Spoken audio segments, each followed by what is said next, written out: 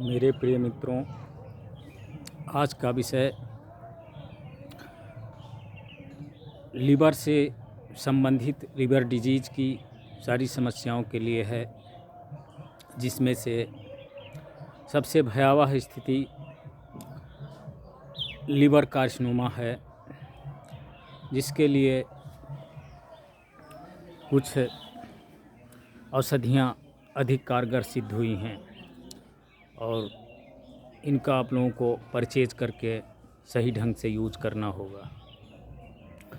ये दवाइयाँ jaundice, liver cirrhosis, fatty liver, hepatic और हेप्टिक की जो सबसे घातक बीमारियां हैं, जिनमें हेपाटाइटिस सी और ई, जिसको लीवर कार्सिनोमा भी कहते हैं, लीवर कैंसर, उन पर भी इनका बहुत अच्छा असर दिखते हुए मिला है। ये अनुभूत की गई दवाइयाँ हैं। सही गतिविधियों में इसका सेवन करिएगा। सुगंधित खाद्य पदार्थों का सेवन नहीं करना होगा। उचित खान पान, उचित दिनचर्या, ये दो आवश्यक तत्व हैं। अगर खान पान और उचित दिनचर्या नहीं है तो कोई भी रोग बॉडी के अंदर डेवलप करने के लिए अग्रणी होते हैं। और मेटाबॉलिज्म सिस्टम स्ट्रांग होना बहुत ही मेजर पॉइंट है। मेटाबॉलिज्म सिस्टम अगर सक्रिय नहीं है तो बहुत सारी विकृतियां उत्पन्न हो जाती हैं। तो इसको ध्यान में रखते हुए, ये बहुत ही पिटिएबली कंडीशन है और हमारे देश में ये day by day wide spread होता जा रहा है। जिससे बचने के लिए एक अपील है आप सभी से कि उचित खान पान और उचित दिनचर्या का पालन करें और होम्योपैथ की इन औषधियों का अवश्य सेवन करिएगा। ये बहुत अधिक कारगर सिद्ध हुई हैं और कार्य करेंगी। और यदि कोई एलोपैथ की दवा चल भी रही है तो उसके साथ ही इसको आप यूज कर सकते हैं। इसमें अंतर ये होता है कि जो EMT में दवा होती है, मदर टिंचर में, इसको अंग्रेजी दवाइयों से कोई दिक्कत नहीं होती है। जो पोटेंटाइज मेडिसिन है, पावर वाली, वो दवाइयाँ भी चल जाती हैं, लेकिन 3.5 घंटे का अंतराल होना चाहिए एलोपैथी से। तो इनका यदि आप साथ में सेवन करेंगे तो अति शीघ्र लाभ मिलेगा, ऐसा अनुभूत किया गया है।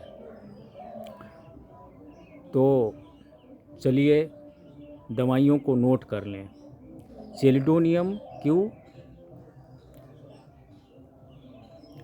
मारिका Q, chelone Q, andrographis Q, जिसको कालमेघ भी कहते हैं, hydrastis canadensis Q, colocynth Q. ये सभी EMT में दवाइयाँ लेकर के और इनका 10-10 बूंद आधे कप पानी के साथ दिन में 3 बार पीते रहेंगे, बहुत अच्छा रिजल्ट मिलेगा। ऐसे कंडीशन में जब कोई दिक्कत होती है तो कभी कभी उसको वोमिटिंग की भी प्रॉब्लम होने लगती है, मिचली आना, वोमिटिंग, इस तरीके से। तो पोटेंटाइज मेडिसिन ले सकते हैं आप। एक बार कोलचिकम 30, कहीं ऐंठन दर्द पेट में हो रहा है, कुछ मिचली भी आ रही सुबह के समय, तो इनको आप भी 1 टाइम 2 टाइम ले सकते हैं। यदि एलोपैथ की दवा नहीं चल रही है तो कोई दिक्कत नहीं है और ये अति शीघ्र कार्य करेंगी। बस एक थोड़ा सा ध्यान देना होगा कि आधे घंटे पहले और आधे घंटे बाद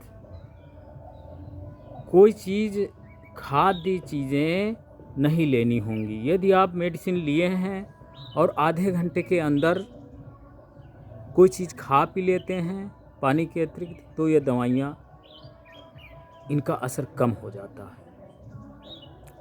और गुटखा पान मसाला यदि खाते हैं तो इसको अवॉइड कर सकें तो और अच्छा है। अगर नहीं कर पाते हैं तो आधे घंटे के बाद आधे घंटे के आगे पीछे अंतर रखिए और विधिवत कुल्ला करने के बाद इसका सेवन करिए। ये कार्य करेंगी और इनका सेवन अवश्य करें। यदि आपको ये पसंद आया हो और ये ह्यूमन वेलफेयर के अकॉर्डिंग हम आप लोगों को बताने का प्रयास करते हैं और ये जनहित भावना के मद्देनज़र रखते हुए सोचते हैं कि सभी लोग निरोगी हों और किसी भी पैथ से यदि निरोगी काया प्राप्त हो जाए तो इसमें क्या दिक्कत है। पैथ कोई भी हो, निरोगी काया होनी चाहिए। शरीर में प्राण भले ही हो लेकिन आप रोगी रहें, उठ बैठ ना सके। घर बहुत अच्छा बना हो, उसमें रहने वाला कोई ना हो, रहता हो और रोगी हो, तो उसका कोई मतलब नहीं रह जाता है। इसलिए शरीर में जब तक प्राण शक्ति है तो इसको स्वस्थ रखना आवश्यक है।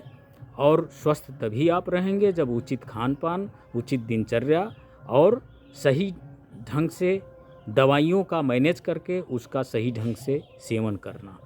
तो ये आपसे अपील है कि इनका सेवन करिएगा। और seeing to my appearance no any suspensive emotion would be improvement in your brain. हमारे चेहरे को देख करके आपके मन में कोई शंका आशंका की भावना उत्पन्न नहीं होनी चाहिए। अंदर की भावनाएं समझिए और जो बौद्धिक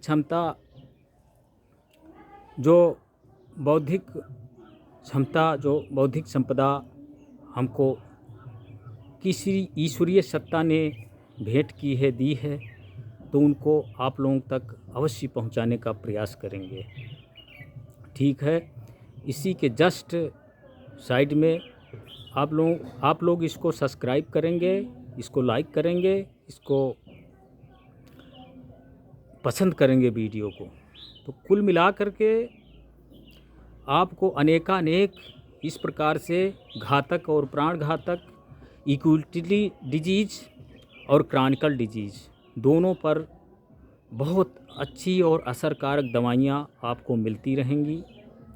दवाइयाँ नहीं मिलती रहेंगी, दवाइयों का प्रिस्क्रिप्शन मिलता रहेगा, दवाइयाँ आपको परचेज करनी होंगी, लेकिन दवाइयाँ बताते रहेंगे और आपको वीडियो मिलता रहेगा। जय हिंद।